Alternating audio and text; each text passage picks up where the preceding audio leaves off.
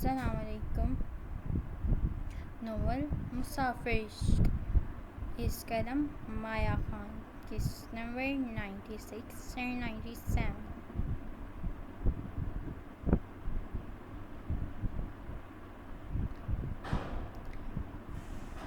مل گیا تجھے ٹائم گھر آنے کا، میں تو کہتا ہوں ابھی بھی نہ ہی آتا واپس۔ عالمگیر خان زادہ نے ناشتہ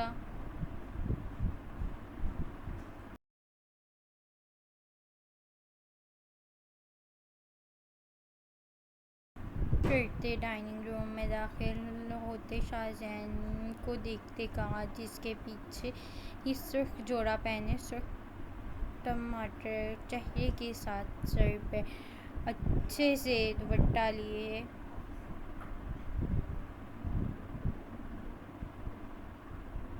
مالا آ رہی تھی، جس کی خوبصورتی آج شاہ زین کی محبت کی وجہ سے دگنی ہو چکی تھی۔ جالی فادر، ارادہ تو میرا اب بھی نہیں تھا آنے کا، لیکن پھر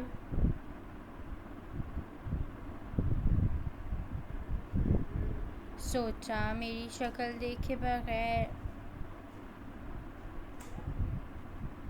آپ کا ناشتہ ہضم نہیں ہوتا تو آ ہی جاؤں۔ شاہ زین نے راجان سے ملتے عالمگیر خان زادہ کو دیکھتے شرعی لہجے میں سلگتے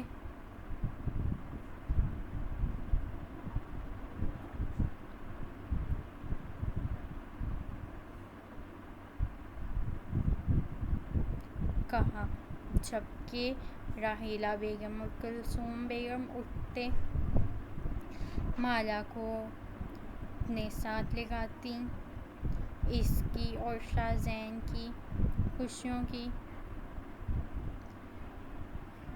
نظر اتارنے لگیں، جو دونوں ایک ساتھ سفید اور سرخ رنگ پہنے مکمل اور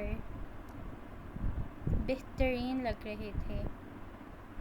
مجھے تو نیند بھی نہیں آتی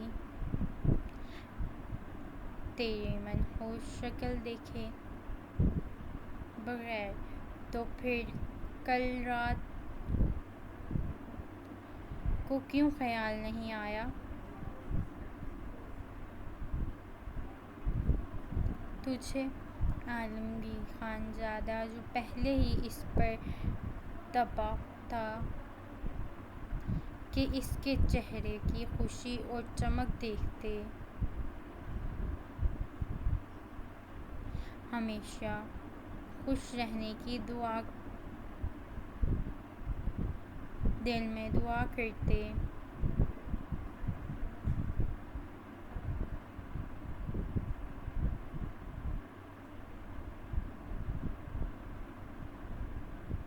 بظاہر چینل بھن کر بولا، جس کی وجہ سے ان کا سارا پلان خراب ہوا تھا۔ اور کیوں نیند نہیں آتی آپ کو؟ کیا میں نے آ کر آپ کا ڈائپر چینج کرنا تھا یا آپ کو فیڈر دینا تھا؟ شاہ زین نے فوراً سے چہرے پر سنجیدگی لاتے، اپنی مسکراہٹ دباتے عالمگیر خان زادہ کو آخری حد تک زنچ کیا۔ ہا ہا ہا،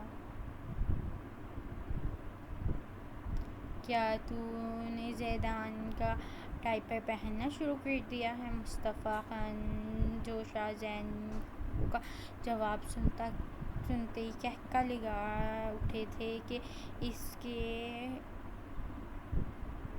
اسے اپریشیٹ کرتے، اپنی ہنسی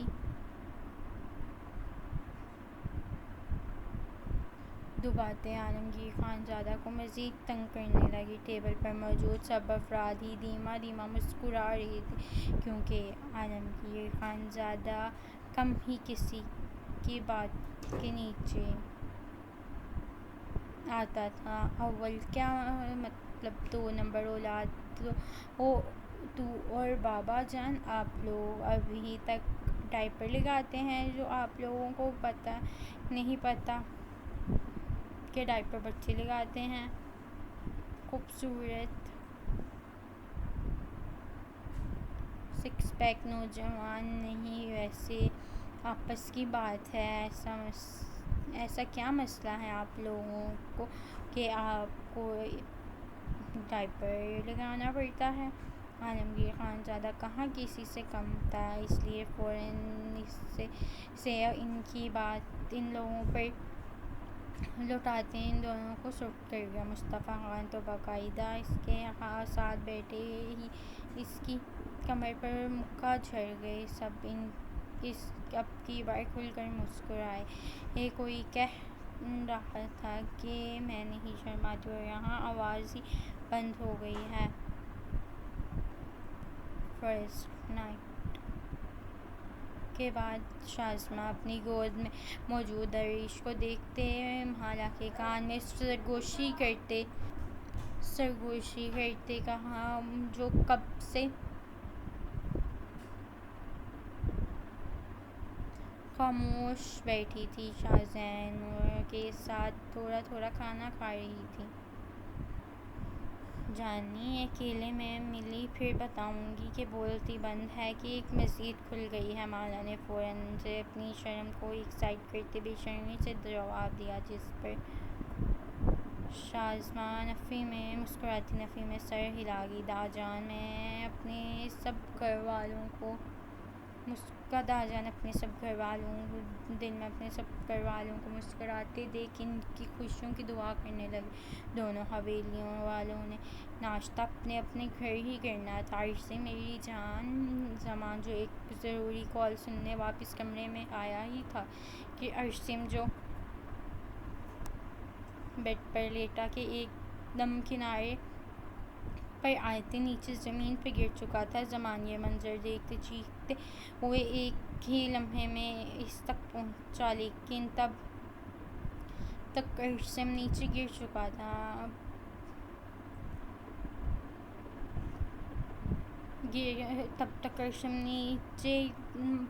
زمین پر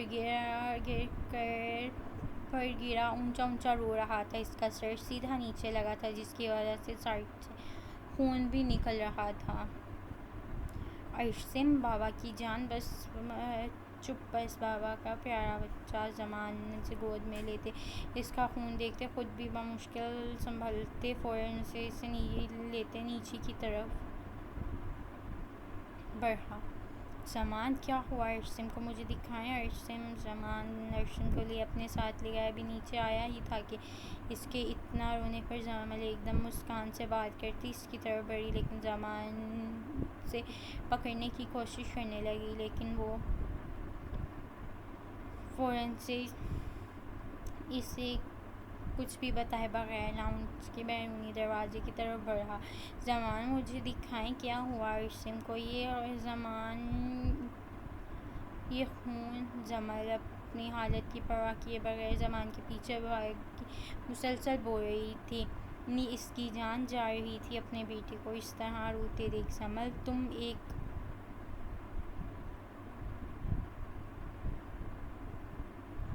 قدم بھی باہر نہیں نکالو گی۔ جمیل کو بغیر سر پہ دوپٹہ لیے کارپورچ میں اتنے گاش کی موجودگی میں آتا دیکھ زمان نے مڑ کر سرد لہجے میں پھنکارتے کہا، جس پر جمیل کے قدم لاؤنج کے دروازے پر ہی جم گئے، لیکن پھر عرصم کے رونے کی آواز سنتے اسے رو رو کر گاڑی کی الکان ہوتے دیکھ وہ سر پر دوپٹہ لیتی زمان کی گاڑی کی طرف بڑھی، جہاں زمان عرصم کو اپنے ساتھ لگائے گاڑی میں بیٹھ رہا تھا۔ جمیل کو اپنی بات مانے بغیر اپنی طرف آتا دیکھ زمان ایک سرد نگاہ اس پر ڈالتے گاڑی لمحوں میں بلوچ حویلی سے نکل گیا۔ پیچھے جمیل روتی عرصم کی فکر میں گھائل ہونے لگی کہ کیا ہوا زمل؟ ارسم کو اٹھو یہاں سے یار۔ مسکان مہوش بھیا جو زمل کے ساتھ باتیں کر رہی تھیں سب ہی باہر آتے اسے روتا دیکھ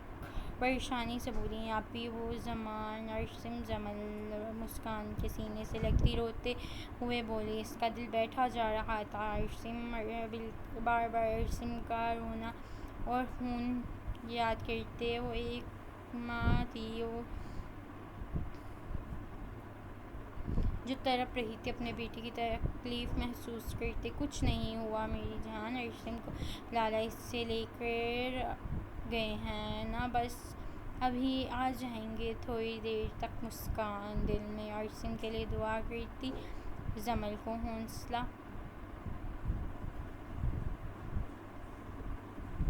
دیتے بولی، وہ چھوٹا سا شہزادہ سب کی جان تھا، سب کے ہی اس کے لیے پریشان تھے۔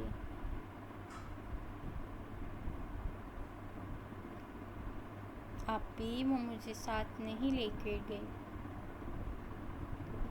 زمل کے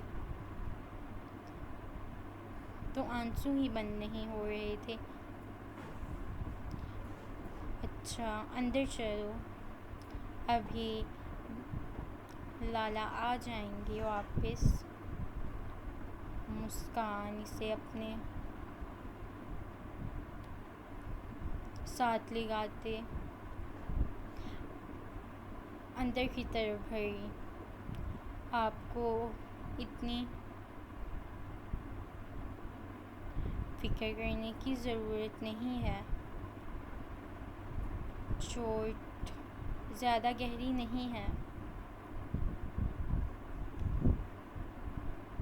بس خون پتلا ہونے کی وجہ سے زیادہ بہہ گیا ہے۔ ڈاکٹر نے زمان کی گود میں موجود ارسم کے ماتھے پر پٹی کرتے ارسم کے لیے پریشان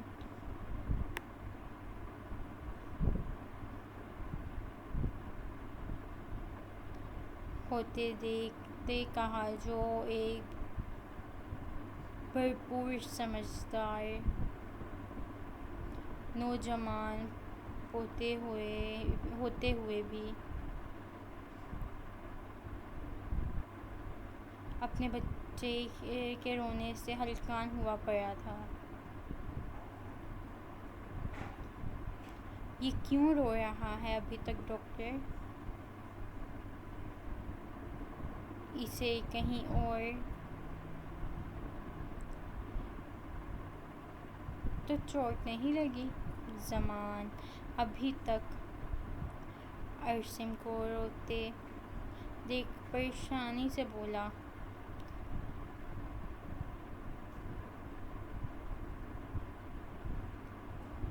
دیکھیں یہ بچہ ہے، تھوڑی دیر تک خود ہی چپ ہو جائے گا۔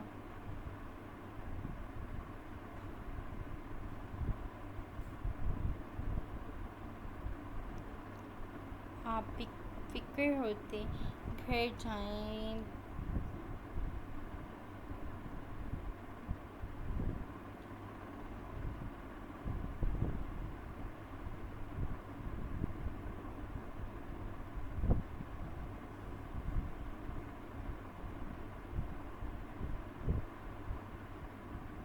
ڈاکٹر نرمی سے زمان کو سمجھاتے بولی، جس پر وہ سر اصابت میں ہلاتے ارسم کے ماتھے پر ہولے سے ہونٹ رکھ گیا، بابا کا بچہ بس بالکل چپ، کچھ نہیں ہوا بابا کے پیارے بچے کو۔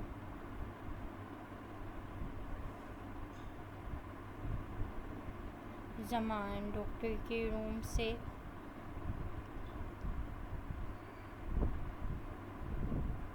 نکلتے گاڑی تک جاتے نرمی سے تھوڑی تھوڑی باتیں ارسم سے کرنے لگا،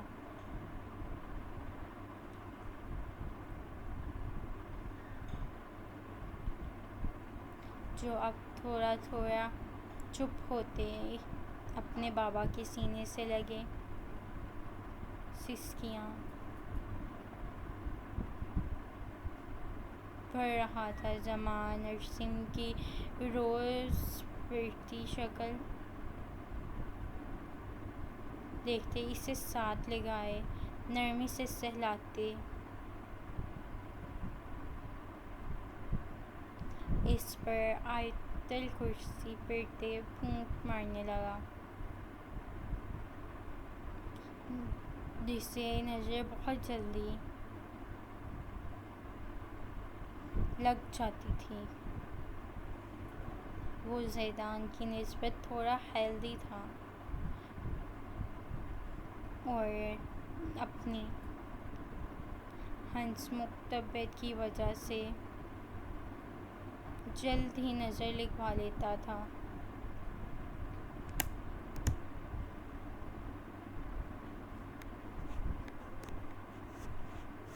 اوپر سے بلا کا حسن، جس کی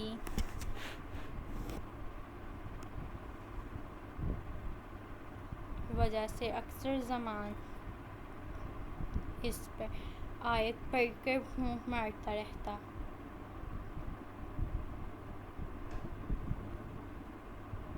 عاصم کیا ہوا ہے؟ زمان میرے عاصم کو ڈاکٹر نے کیا کہا؟ جمل جو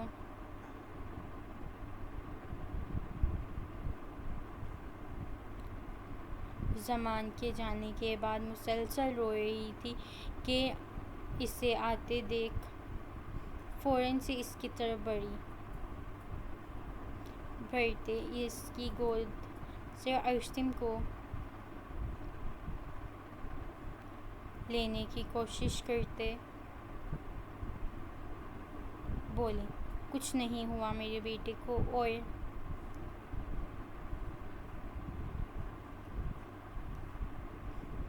چھوڑو، تم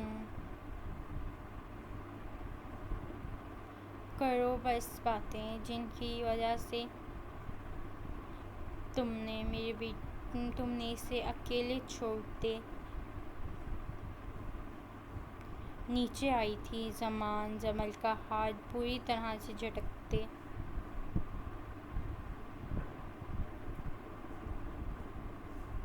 دبی دبی آواز میں دھاڑتے بولا، جس پر جمل ڈرتی 2 قدم پیچھے ہوئی اور آنکھوں میں آنسو لیے زمان کی پشت کو دیکھنے لگی، کیونکہ وہ عاصم کو لیے سیڑھیاں چڑھتے اوپر جا رہا تھا۔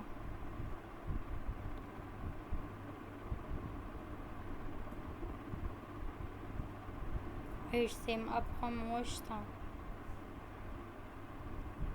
بس کبھی کبھی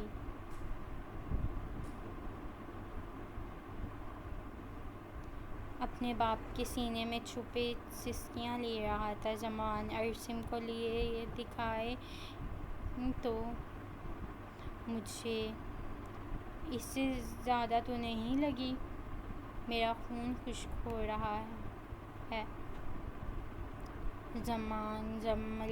جمل زمان کے غصے کی پرواہ کیے بغیر سب کی موجودگی فراموش کرتے اس کے پیچھے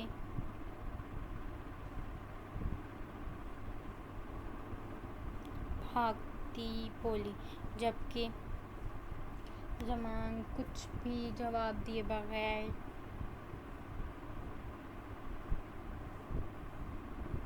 تیزی سے روم میں داخل ہوا اور سب سے پہلے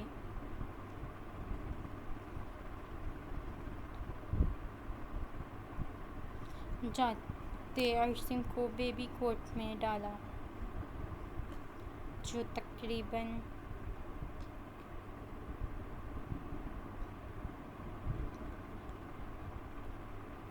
1 گھنٹہ شدت سے رونے کے بعد اب جا کر